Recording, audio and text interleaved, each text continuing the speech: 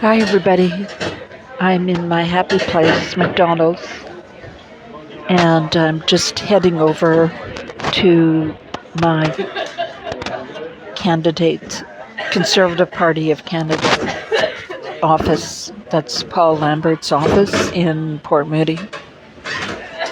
This is today's installment of my video journal of my recovery from watching my little brother, Paul Kierans, 65 with Down syndrome.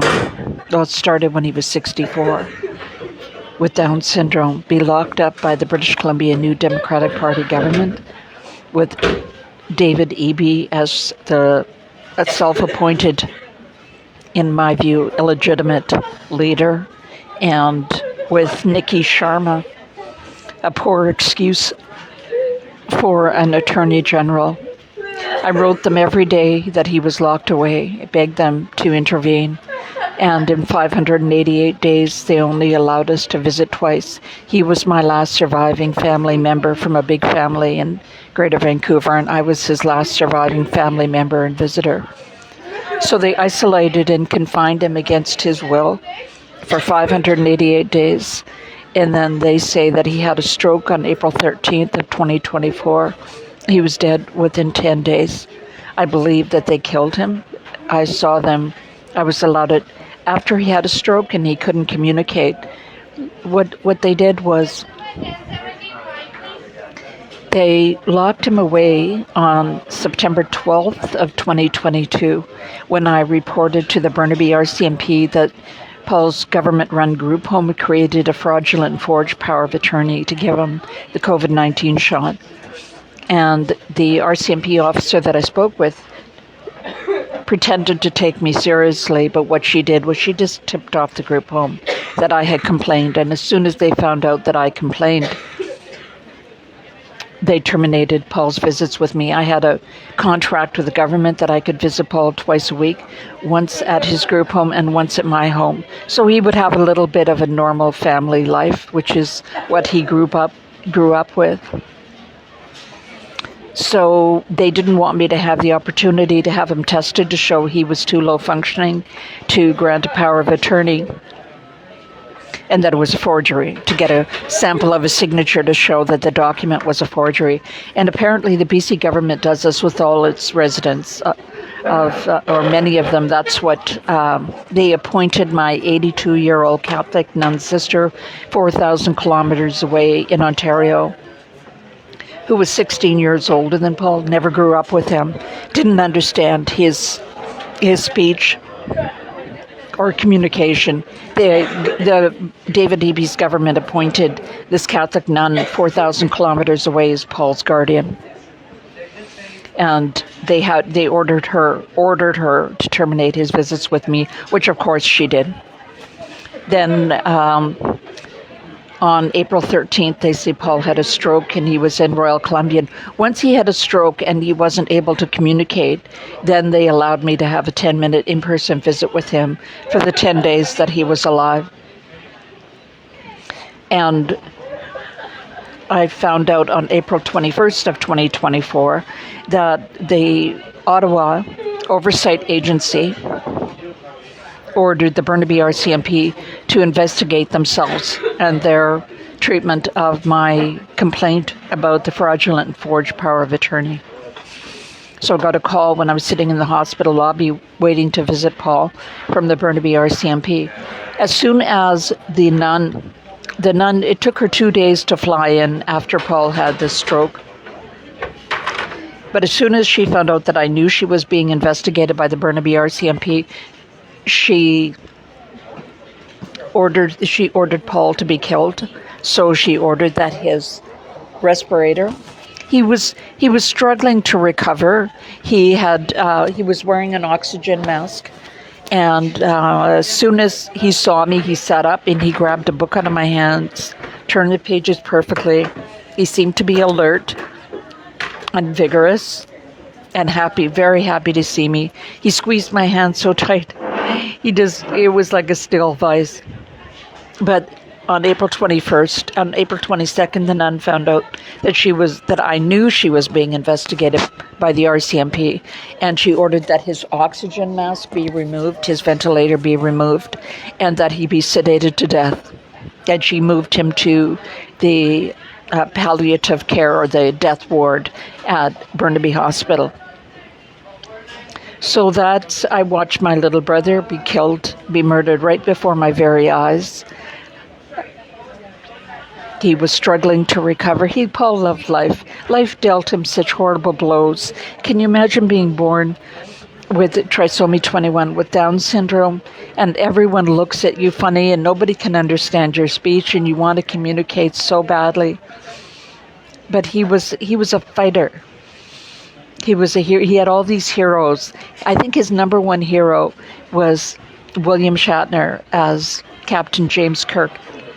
James T. Kirk, he would say. I think his middle name was Tiberius.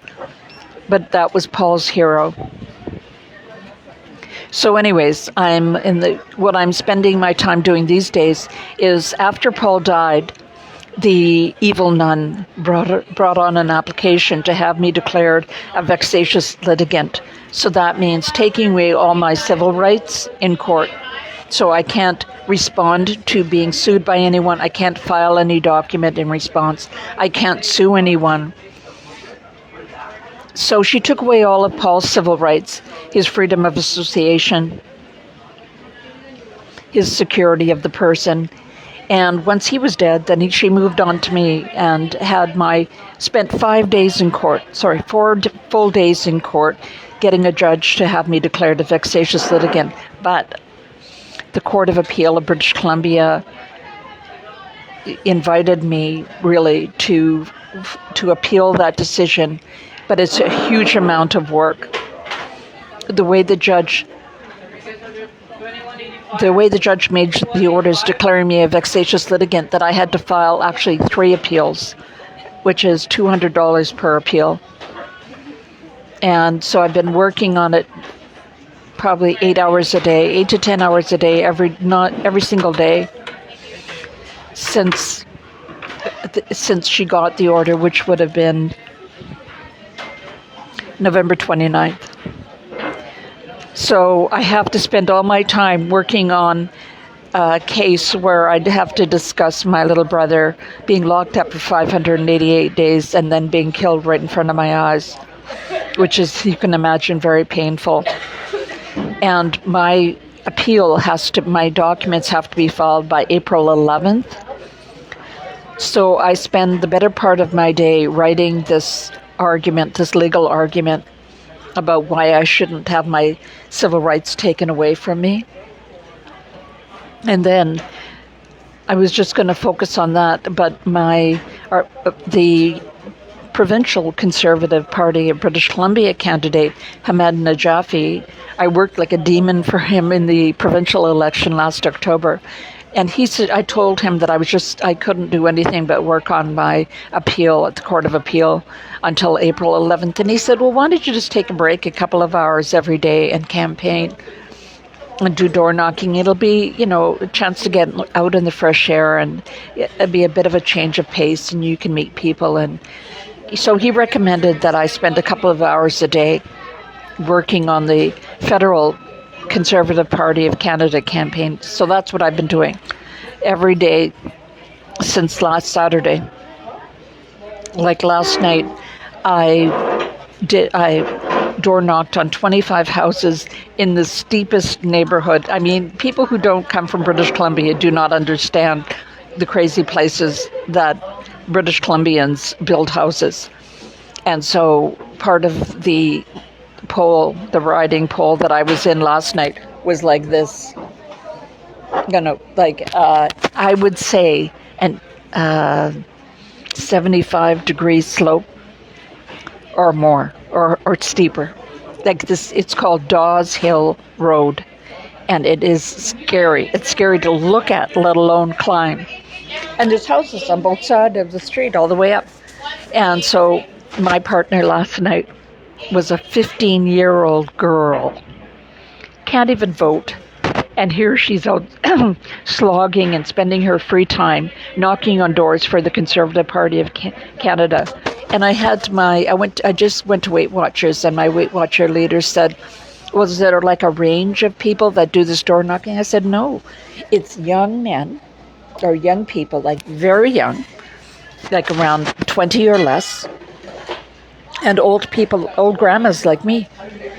And I don't know why that is. And the doors that we're knocking on, a lot of the response is, oh, is there election coming? I wasn't paying attention. I didn't notice.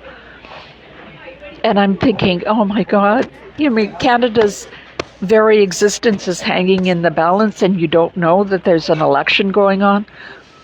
But the most alarming response that I got, and I don't think I'm giving away anything because I'm not saying who it was, but I knocked on the door and I said, can the Conservative Party of Canada count on your vote, or are you undecided? And he said, oh no, actually, I think Canada would be better off joining the United States. I want to be an American. And what flashed through my mind, I didn't say anything. I didn't argue with him. We're just collecting data at this point. I just didn't say anything. But what I flashed in my mind is my Uncle Kevin, my dad's little brother, his second youngest brother. He was born in 1922 and he died in 2009. Just a handsome, wonderful, brave guy. But he won the Military Cross in World War II. So he landed on the beaches of Normandy on June 24th. So he was the North Shore New Brunswick Regiment replacement for the people that had died on D-Day.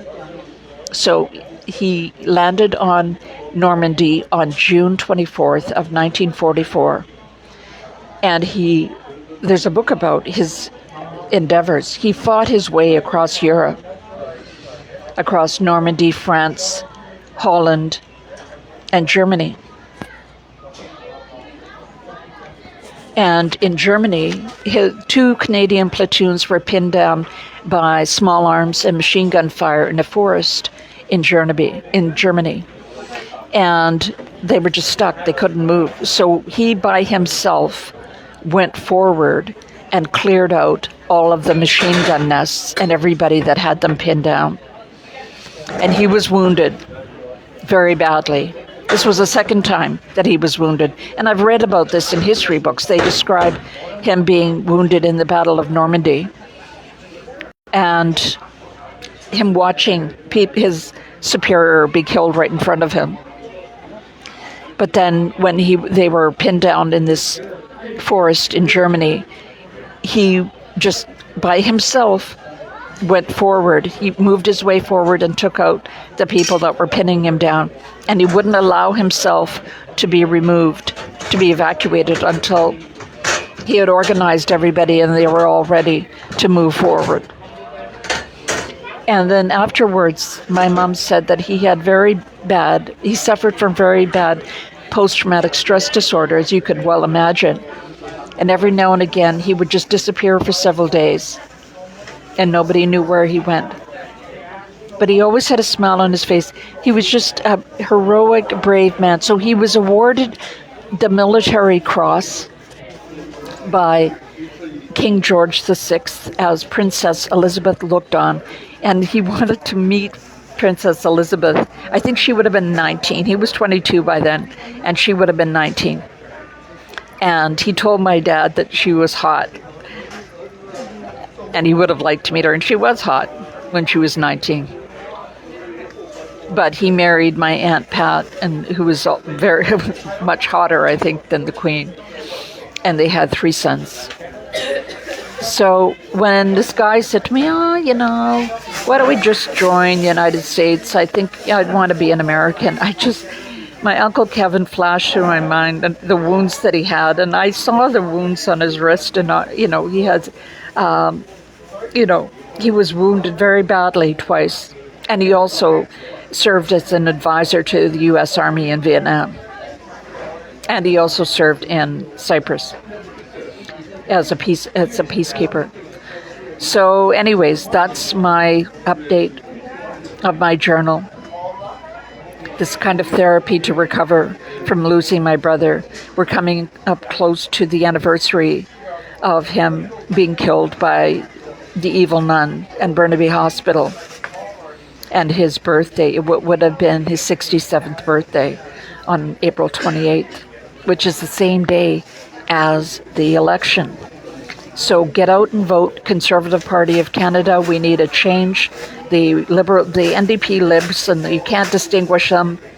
The left-leaning Liberal NDPs have driven Canada into the ground economically, and in Canada, a country that is not on solid economic ground can't survive. But that's it for today. I love you all. Thank you so much for taking the time to watch these videos. It's really therapeutic for me to get a chance to express my feelings about losing my little brother, who I love so much. I miss so much. Oh, and also, ironically, or not ironically, or maybe symbolically, the candidate that I'm working for, his name is Paul too. So I've got a coat right here.